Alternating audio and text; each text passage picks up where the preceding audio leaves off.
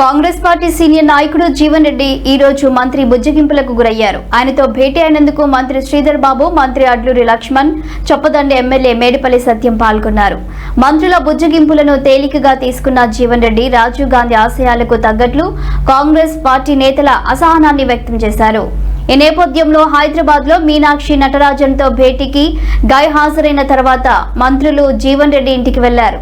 ప్రస్తుతం సమాచారం ప్రకారం ఈ నెల 25వ తేదీన కాంగ్రెస్ పార్టీ నుంచి జీవన్ రెడ్డి రాజీనామా చేయనున్నారనే సమాచారం.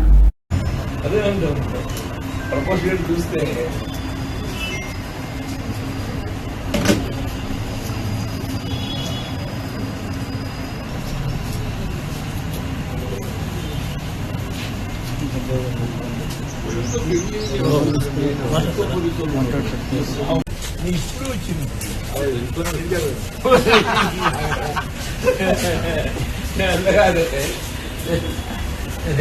వచ్చింది